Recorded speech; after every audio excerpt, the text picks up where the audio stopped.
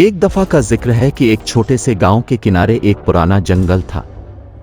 لوگ کہتے تھے کہ اس جنگل میں عجیب و غریب چیزیں ہوتی ہیں، مگر کوئی بھی شخص وہاں جانے کی جرات نہیں کرتا تھا۔ بچوں کو ہمیشہ منع کیا جاتا تھا کہ وہ اس جنگل کے قریب بھی نہ جائیں۔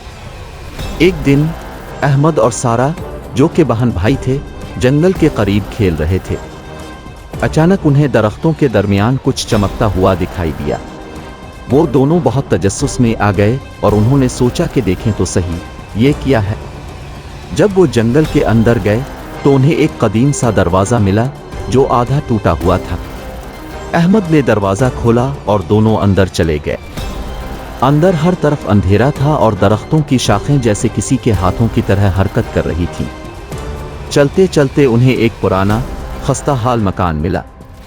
سارا نے کہا، ہمیں واپس جانا چاہیے، یہ جگہ خطرناک لگ رہی ہے، مگر احمد نے جواب دیا، ہمیں پتہ لگانا چاہیے کہ یہاں کیا راز چھپا۔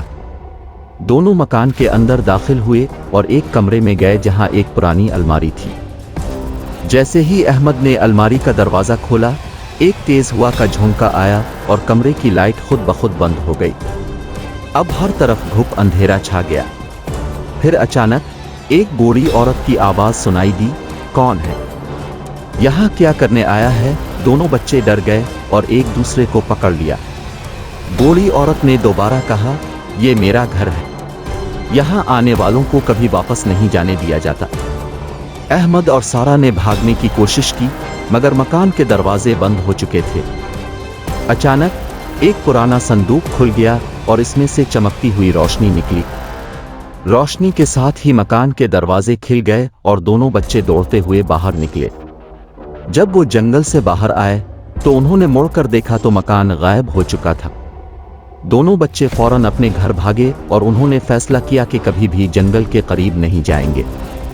اس دن کے بعد احمد اور سارا نے ہمیشہ اپنے بڑوں کی باتیں مانی اور جانا کہ بعض جگہوں کے رازوں کو جاننے کی کوشش نہیں کرنی چاہیے۔